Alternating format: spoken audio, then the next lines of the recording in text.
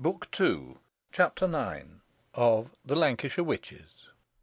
This recording is in the public domain.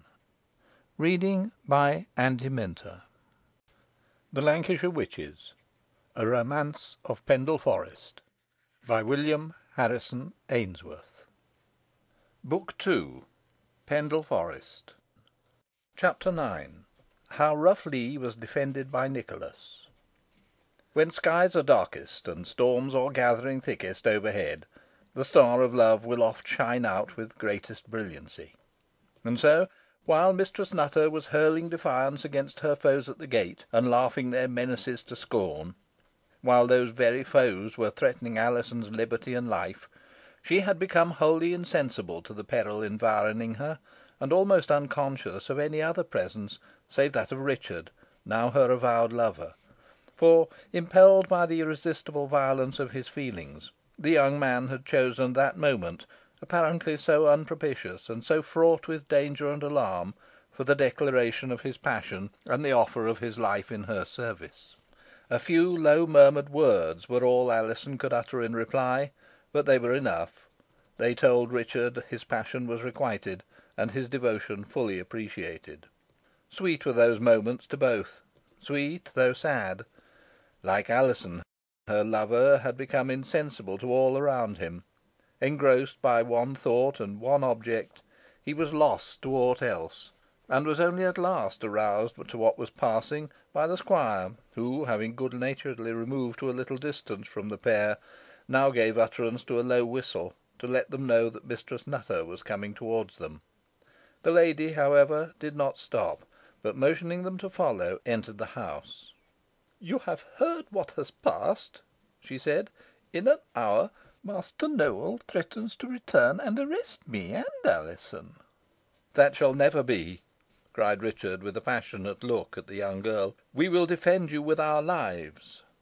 "Much may be done in an hour," observed Nicholas to Mistress Nutter; "and my advice to you is to use the time allowed you in making good your retreat, so that when the hawks come back they may find the doves flown." "I have no intention of quitting my dovecot," replied Mistress Nutter, with a bitter smile. "Unless you are forcibly taken from it, I suppose," said the squire; "a contingency not impossible if you await Roger Nowell's return. This time, be assured, he will not go away empty handed." "He may not go away at all," rejoined Mistress Nutter, sternly. "Then you mean to make a determined resistance?"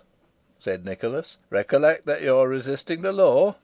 I wish I could induce you to resort to the safer expedient of flight. This affair is already dark and perplexed enough, and does not require further complication. Find any place of concealment, no matter where, till some arrangement can be made with Roger Nowell." "I should rather urge you to fly, Nicholas," rejoined the lady, "for it is evident you have strong misgivings as to the justice of my cause, and would not willingly compromise yourself. I will not surrender to this magistrate, because, by so doing, my life would assuredly be forfeited, for my innocence could never be established before the iniquitous and bloody tribunal to which I should be brought.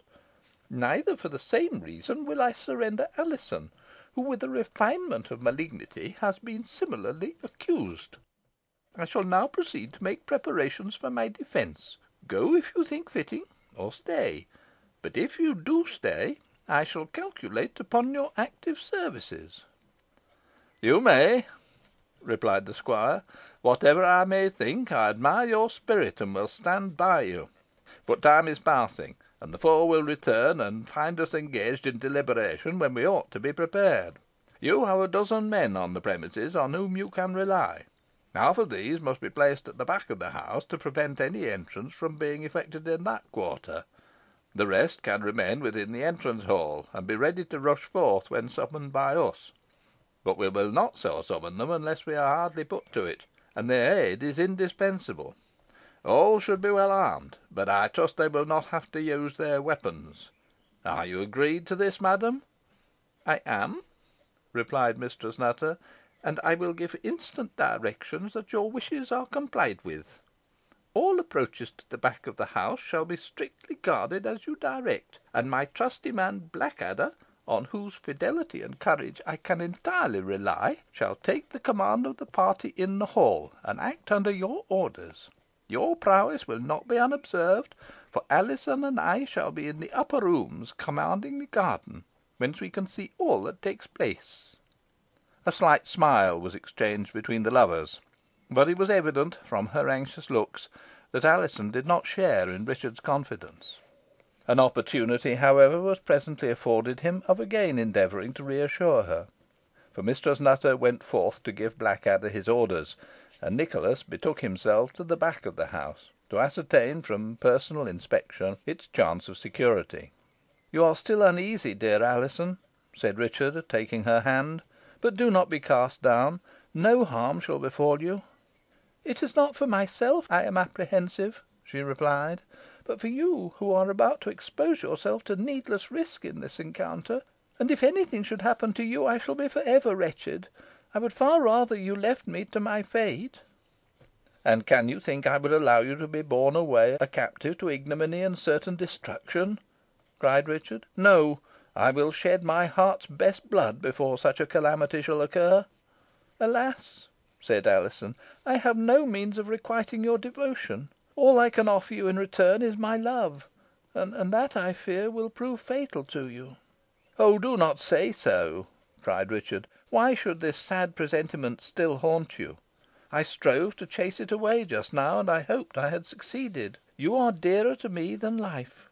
Why, therefore, should I not risk it in your defence? And why should your love prove fatal to me?" "I know not," replied Alizon, in a tone of deepest anguish; "but I feel as if my destiny were evil, and that against my will I shall drag those I most love on earth into the same dark gulf with myself. I have the greatest affection for your sister Dorothy, and yet I have been the unconscious instrument of injury to her. And you too, Richard, who are yet dearer to me, are now put in peril on my account. I fear, too, when you know my whole history, you will think of me as a thing of evil, and shun me." "What mean you, Alizon?" he cried. "Richard, I can have no secrets from you," she replied; "and though I was forbidden to tell you what I am now about to disclose, I will not withhold it. I was born in this house, and am the daughter of its mistress." "You tell me only what I guessed, Alizon," rejoined the young man; "but I see nothing in this why I should shun you." Alizon hid her face for a moment in her hands, and then, looking up, said, wildly and hurriedly, "Would I had never known the secret of my birth, or, knowing it, had never seen what I beheld last night." "What did you behold?" asked Richard, greatly agitated.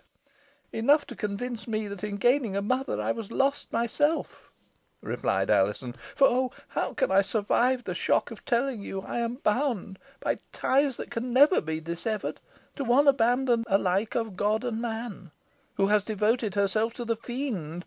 Pity me, Richard, pity me, and shun me." There was a moment's dreadful pause, which the young man was unable to break. "Was I not right in saying my love would be fatal to you?" continued Alizon. "Fly from me while you can, Richard. Fly from this house, or you are lost for ever." "Never, never. I will not stir without you," cried Richard.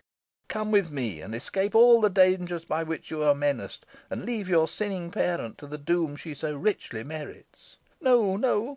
Sinful though she be, she is still my mother. I cannot leave her," cried Alizon.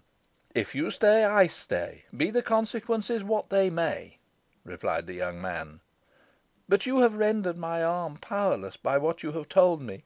How can I defend one whom I know to be guilty? Therefore I urge you to fly," she rejoined. "I can reconcile myself to it thus," said Richard. "In defending you, whom I know to be innocent, I cannot avoid defending her. The plea is not a good one, but it will suffice to allay my scruples of conscience." At this moment Mistress Nutter entered the hall, followed by Blackadder and three other men, armed with calivers. "All is ready, Richard," she said, "and it wants but a few minutes of the appointed time. Perhaps you shrink from the task you have undertaken," she added, regarding him sharply. "If so, say at once, and I will adopt my own line of defence."